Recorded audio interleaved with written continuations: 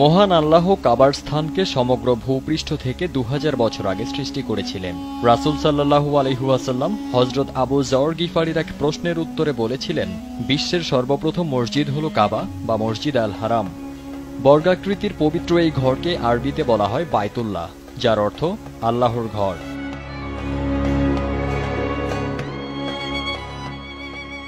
পৃথিবীতে আদম হাওয়া মিলিত হবার কৃতজ্ঞতা স্বরূপ আল্লাহর কাছে তারা একটি মসজিদ প্রার্থনা করেছিলেন।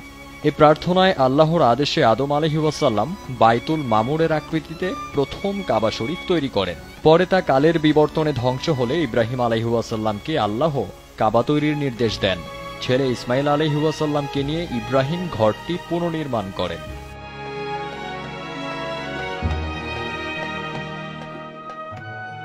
শুধু প্রাচীনতমই নয়, মসজিদুল হারাম বর্তমানে বিশ্বের সবচেয়ে বড় মসজিদ। 4,08,000 বর্গমিটার আয়তনের এই মসজিদে একসাথে 40 লাখ মুসল্লি নামাজ পড়তে পারেন। যে পাথরে দাঁড়িয়ে ইব্রাহিম আলাইহিস সালাম কাবা তৈরি করেছিলেন তা মাকামে ইব্রাহিম নামে পরিচিত। কাবা তৈরিতে ইব্রাহিমের উঁচু হয়ে দাঁড়ানোর এবং নিচু হয়ে পাথর নেওয়ার প্রয়োজন পড়লে আল্লাহর নির্দেশে পাথরটি তাকে নিয়ে ওঠানামা করত। বিশেষ বেষ্টনীর মধ্যে কাবার কাছেই সে পাথরটি সংরক্ষিত আছে।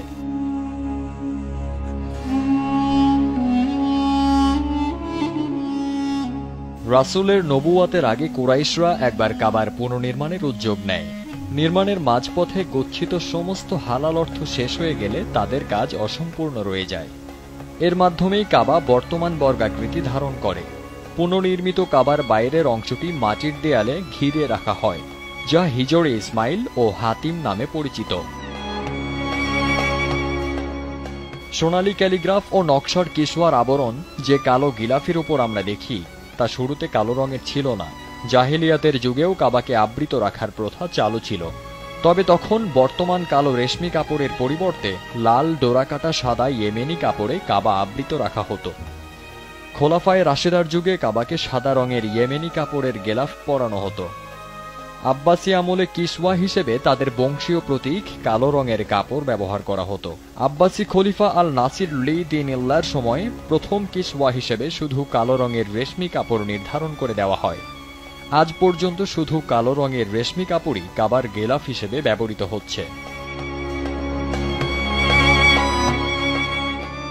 দশম শতকে আরব উপদ্বীপের পূর্বাঞ্চলীয় উগ্রপন্থীরা কাবায় আক্রমণ করে হজ করতে আসা 30,000 হাজিকে মেরে জমজম কূপে ফেলে দেয়।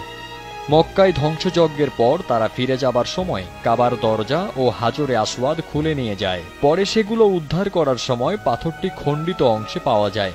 পরে ভাঙা টুকরোগুলো জোড়া দিয়ে রূপার আবরণে বাঁধাই করে রাখা হয়। রাসূল সাল্লাল্লাহু আলাইহি ওয়াসাল্লামের সময়ে কুরাইশ বংশের বিভিন্ন পরিবারের ওপর কাবা রক্ষণাবেক্ষণের দায়িত্ব ছিল। সময়ের আবর্তনে পরিবারগুলো বিলুপ্ত হলেও এখনো কুরাইশদের একটি পরিবার দায়িত্ব পালন করছে। মক্কা বিজয়কালে প্রিয় নবী কাবার চাবি সংরক্ষণকারী বনি সাইবা পরিবারের ওসমান ইবনে তালহার কাছ থেকে চাবি নিয়ে কাবায় প্রবেশ করেন। পরে তালহার কাছে চাবি ফিরিয়ে দিয়ে বলেন, হে বনি সাইবা, কিয়ামত পর্যন্ত এটি গ্রহণ করো এবং কোনো অত্যাচারী অন্যায়কারী ছাড়া আর কেউ তোমাদের কাছ থেকে এটি কেড়ে নেবে না।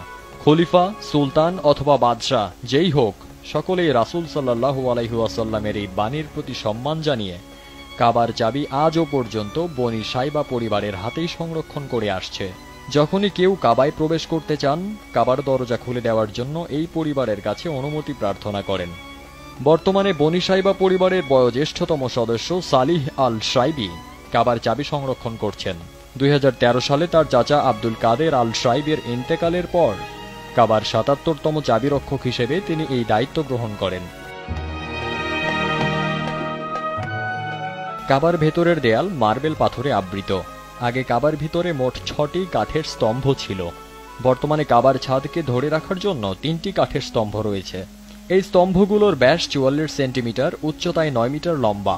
ঘরের ভিতরের অংশ আলোকিত করতে স্তম্ভগুলোর মধ্যে একটি কড়িকাঠের অবস্থান রয়েছে, যাতে তামা বা রূপার তৈরি বাতিদান ঝুলানোর ব্যবস্থা রয়েছে।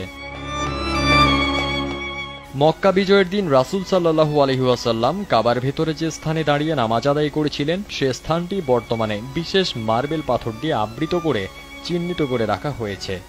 এছাড়া কাবার দরজার ডানে কাবার ছাদে যাওয়ার জন্য একটি সিঁড়ি পথ রয়েছে। এটি অ্যালুমিনিয়ামের তৈরি। পৃথিবীর কাবার মতোই আল্লাহর আরশের কাছে বাইতুল মামুর নামে অবিকল আরেকটি কাবা রয়েছে, যেখানে প্রতিদিন নতুন ৭০,০০০ ফেরেশতা ইবাদত করতে আসেন।